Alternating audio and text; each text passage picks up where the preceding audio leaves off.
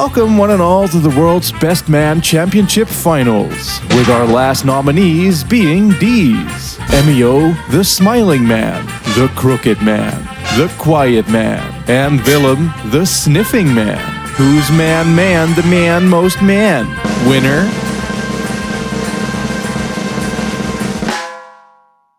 Penis Man. You ever just launch a cool but cryptic trailer for a game and then a bunch of pee-baby butt boys cry and piss about it because your game ends up being a VN adventure? Well, if you did, then you might be Nintendo. Yeah, sad, I know. Sucks to be you, couldn't be me. But for what it's worth, you do at least have one crucial and influential murder mystery visual novel under your belt called Famicom Detective Club. It was important because it was like one of the first games to be like this, alongside all of the other first games to be like this, and then it had a sequel that was even more like this and very critically acclaimed and influential, and then they remade it for the Switch, and then they took the remakes engine and art style and used it to make a brand new sequel called Emio, the Smiling Man. And I guess, looking at it, this do be very unlike the typical Tendo, don't it?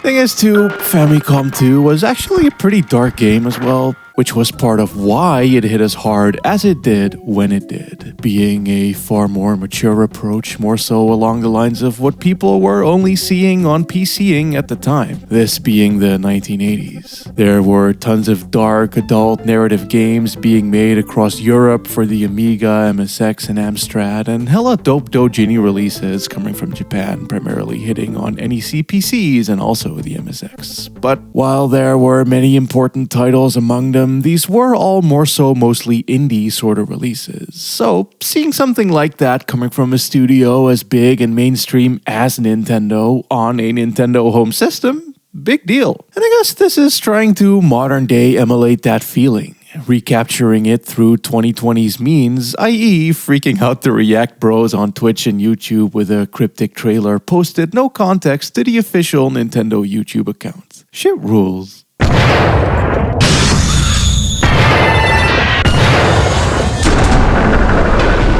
Wahoo! It's Super Emio time! God, imagine being sad and then this paperback man comes up like, "Hey yo, Lamau, let me give you the eternal smile by way of a murder bag." He was doing this 18 years ago too, he was doing this in Urban Legends, and he's doing this today. Intrigue. Of course, when you smell corpse a kid in a small town, people are gonna talk and think and feel everyone knows everybody, and with all the history, many folks would have been around to remember and experience that too, and so you end up with a very personal, personality-rich, talky game investigation.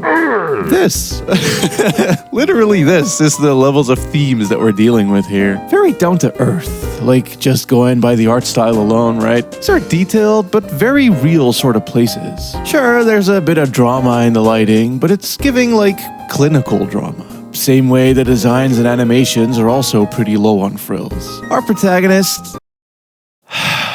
Ned, what the fuck was I thinking? And his friend are also just two very normal kids. This ain't Danganronpa or Phoenix, right? There's no time for titty clowns, Clock, or Clussy. We're dealing with high schoolers, teachers, taxi drivers, bar owners, old people homes, car mechanics, drunks, and construction workers. No one's overly anime pretty. These are all very normal, everyday people in a very not-so-everyday situation in need of untangling. And I think visually it conveys that greatly. Although that isn't to say that folks won't have their quirks neither, or their privacies and secrets, which is because conversing is the name of the titular game, and so we do want hints, clues, and cues to stick out regardless. Thing is, nakedly, this is just kinda event triggers or state changes that have to be engaged by prodding away at the right menu options in the desired order. There's no real way to fail or do it wrong per se, but that much is true. It's basically like, you'll ask about shit and someone will say like, "Oh, me?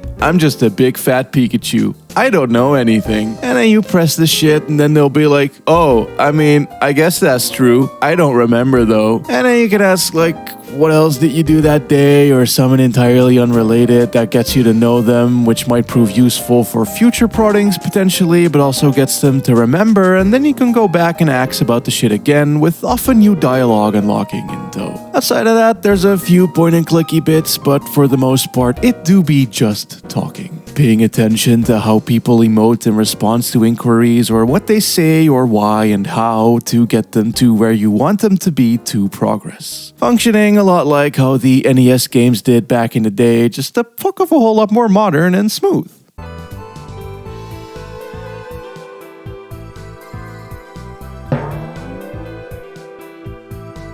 You see, those ancients would often devolve into pixel hunting heck or an annoying game of exhausting every dialogue option, not feeling the rhymes or reasons, cause in actuality you're just solely discerning whatever poop logic the developer wanted you to use, rather than me feeling like I was thinking for myself or actually conversating. And none of that is at all the case here. Discussions flow naturally. Characters will bring things up on their own accords more.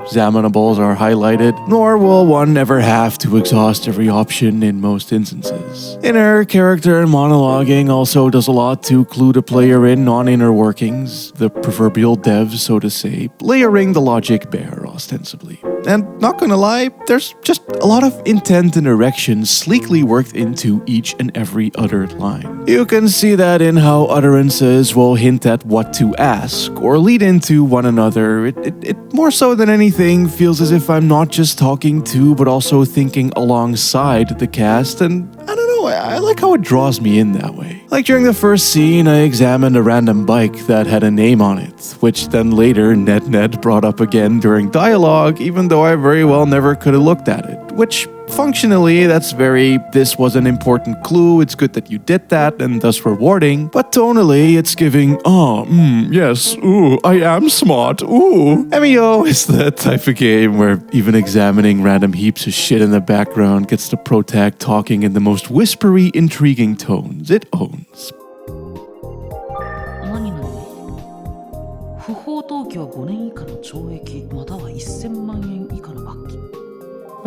Love the music as well. It's like cold synth jazz. Hell, at one point the designers even straight up poke fun at the old-timey exhausting all options stuff in a very funny segment where you're stuck waiting on a goddamn bus with fuck all else to do. It's really cute. バスを待っているのは僕一人だけだ。辺りには人影すらない。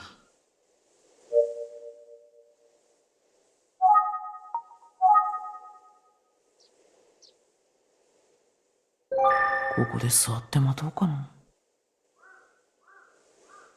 That said, if there was one thing I didn't like as much, it's that it can linger on screens for a very, very long time sometimes. Like, there's whole giant sequences of several massive conversations in the same place with the same music blaring away in the back unbrokenly. If I was directing here, I'd have suggested at least a change in angle or music to make it seem a bit more dynamic, or to at least highlight changes in tone a bit, though I suppose, thinking about it, it is only like 2 major points that stick out to me that way negatively, so it ain't really that bad at all. Besides, with the first two, a far bigger issue I had was how repetitive they could get by how often you have to revisit the same locations or characters. 80s games, limited space, I get it, I totally do. However, I will say that it is very nice here how every day, every chapter of the game takes you to a new place with some new people. And the reasons one would be going there is also usually based on what was learned and uncovered the day chapter prior, which overall gives Emio a super satisfying pace and sequencing, I'd argue. This chasing of a mystery, but not in a hot on the trail, hard interrogation, CSI investigation way. Nah,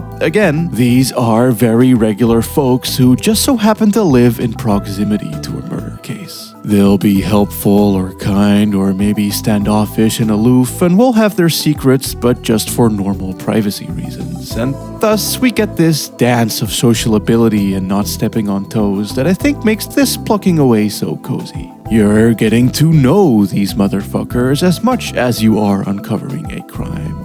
it's not like, no, it seems that Jimmy had the bloody knife in his bedroom. It's more so like, shit, we got in touch with literally the entire social network of the kid who got murdered, got to know everyone, and got a very detailed picture of him by the end of it too. We laughed, we cried, we Emioed. A la Twin Peaks and Laura Palmer, and similarly, I dig that you play as just two kids and not some authority-heavy asshole cops. There's very little antagonism here. So, yeah, big fan. I love this taxi driving scene and the FMV and GIF-like animations with the unwavering stare, and also I love the inner monologues and reviewing case files, and moreover, the small town vibes.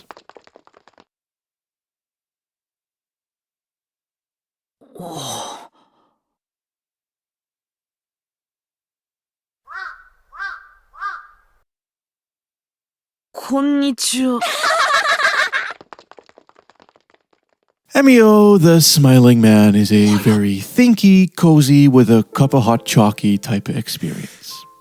And as a result, in reality, I do get why your average gamer dude wasn't too hyped about this one. I saw that trailer and thought, oh hell yeah, brother, Nintendo's finally gonna make a hardcore killer fucker gun blaster game.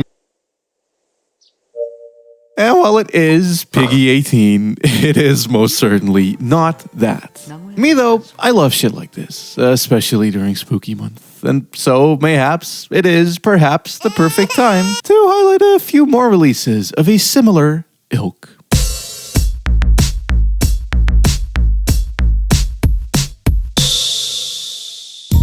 Welcome to So I've Been Playing, the show where I talk about games and experiences I have experienced that I wasn't able to make fully fledged videos out of or repurpose otherwise. Because, man, that's Sonic the Hedgehog. That guy has like, what, 3 games released since Frontiers and I ain't play any of them. There's the Apple one, which, I don't know, what the fuck am I even supposed to play this on? Phone games? I don't know about phone games. There's also that 3D, 2D one people seem to have already forgotten about. The bosses were too hard or whatever. I don't care. But the 3rd game, now there sure is a ditty that suits this viddy. The Murder of Sonic the Hedgehog. Hard as fuck title, not gonna lie. I missed out on this bitch come release, but now nothing is stopping me from come release. See, the joke is, usually I do the white blood splatter thing because cum release, but this video's theme is very white, so you can't see it. It's funny. You're allowed to laugh now. So a few years ago, I made a video on trains in games with a whole entire segment about train murder mysteries and Paper Mario being my favorite one of them. With all of its Wii stations, the sunsets, the carpets, wallpapers, views, and cuteness, not to mention the adorable character interactions. And so, I'm as pleased as a Pikachu that The Murder of Conk is basically a whole game of exactly that. Especially if one's a Sonic fan, cause goddamn, we got Flicky the Bean up in this bitch. Friend of Bark the Bean. And Cucky. And also the rest of the Sonic cast is here, vibing on this train for Amy's birthday party. Legit feeling like a Sonic game about these characters on their off time in between the actual main lines, adorably being themselves as a result. As you can tell, I was very normal about this. But how could I not be? When you got Shadow edging in the corner, Sweet Baby Mode, and Dapper Big Boy SPO, and Sonic being fucking dead. Again, that's raw as fuck, hard as fuck.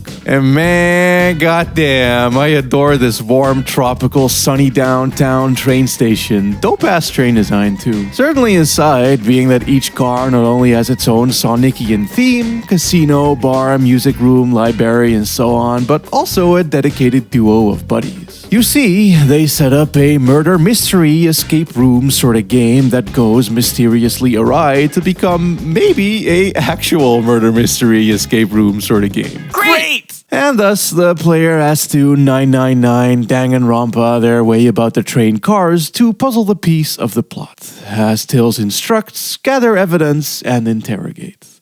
And do a little mini game just like the latter two of those comparisons. Whoa, no fucking way. I have one of those too. As a game, murder actually makes the player pay attention to small details, remembering things characters said or have or did, and where places and objects are or what they do. It's not unlike those still image find the object type of things interfacingly, but just colored in with character and dialogue. Now, I suppose in some way you could argue all point and clicks kind of play that way, but it feels more literal here in a manner I think suits its sort of low-key, phone gamey, non-derogatory, free game production a whole lot more. Not to mention, with a cast this punchy, it works very well too, especially for, again, Sonic fans who'd probably already be geeking out over every little line and frame anyway. From Knuckles' ticket being crumpled in the inventory image, to him, Vector, and Shadow being competitive Game Bro boys together, to Amy birthday blasting her way through the game before you can, or Rouge sneaking around, causing more mystery, and even how the environment will personalate by interpolating things like the chaotic-y colors in the Knuckles bar with the spring seats, or the Studiolopolis Score Casino. And shout out this hand-drawn, texture-rich art style for real. And oh my god, Canon They Them Pro Tag! All isn't just fan service, it all helps punctuate what the player is supposed to all remember for solving all the murder mysteries. That said, it does remain rather simple. Clickables are always highlighted, and there's never more than 2 or 3 necessary clues per scene, but it's just the cuteness, the hangout ability of it all. Put a pin in that! That fuels this train, and also I'm ape-brained enough to still have my dopamine I'm a genius receptors flare up when I'm asked to present a clue that's the clue what I know is needed, even though it's the only clue I had. I think my favorite game of all time, also an adventure game, the 25th Ward, taught me that even the most base of interactions in a game can still be engaging as long as they are presented in a titillating enough context. That said, it sure as shit ain't no Knuckles inflation adventure, I'll tell you that much. If you want a real titillating Sonic Aventura game, then that'd truly be the one you'll have to go with.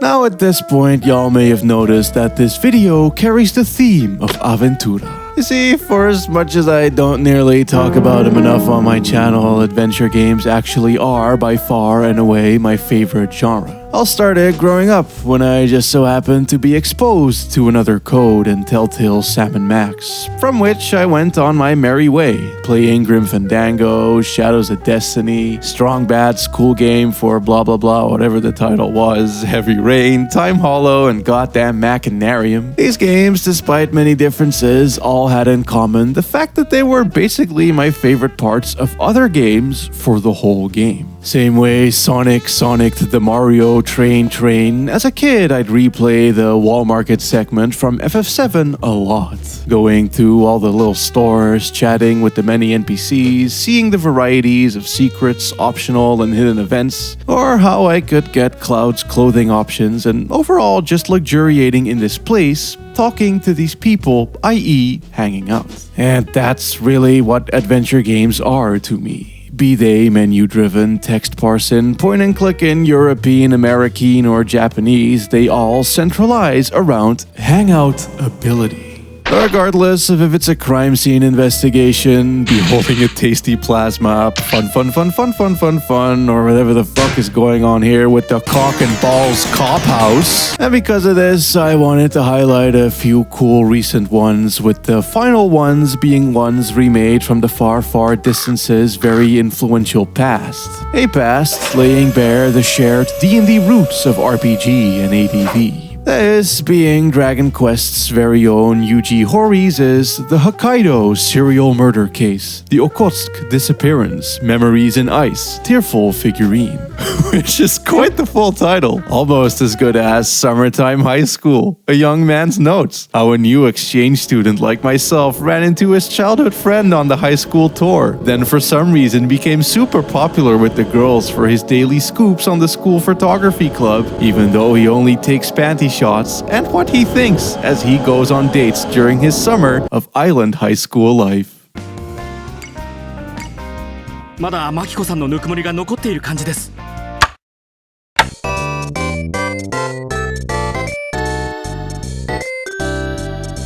Unlike Emio or Sonic, Hokkaido is very much a much more old-school type of game. Like, yeah, it plays very similarly to Fami, it's just that those would be very linear, putting you on a screen, if you will, and forcing you to solve it before you could move on to the next. But Hokkaido is open. One can move to and from to and where, whenever to piece this case together, and so there'll be a fuck ton of items, options, and obstacles to deal with at once, like a big entangled web of conversational states, all affecting each other's states. Thing is, too, the original game looked like this.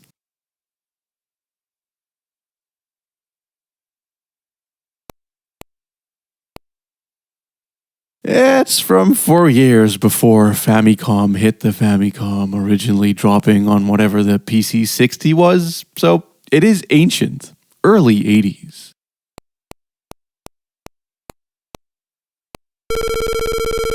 And acted as a sequel of sorts to the similarly influential Portopia serial murder case. A game where, like in something like King's Quest, you had to still manually input words yourself with a keyboard. This then actually really innovated by having all possible options be listed at once in menu. In the ancient version, picking the wrong option would actually get you stuck, which anything post a Fami port doesn't do, cause, oh Jesus Christ. But I could still really feel that dry as a bone, ancient methodical prodding and picking away design running underneath it all. Like it opens so dryly too. Corpse at the docks and menus you go. You play as Detective Bubba, a agent who likes it fast and says no words, always having a little buddy accompanying to do the talking and explaining. Or, well, I mean, I say explaining, but really truthfully nothing here is handed to you.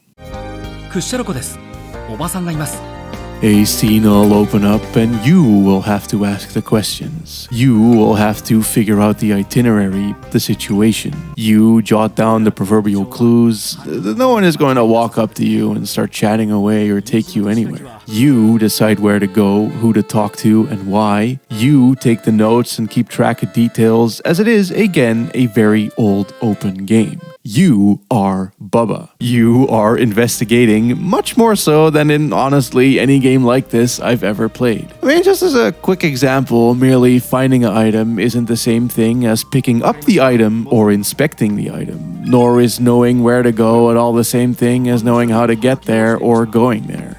You have all these options, and so you have to use them to manually engage each and every single step, just like an old text adventure would have. Type in walk, look at, take, inspect, use. Same idea, but just through big menus.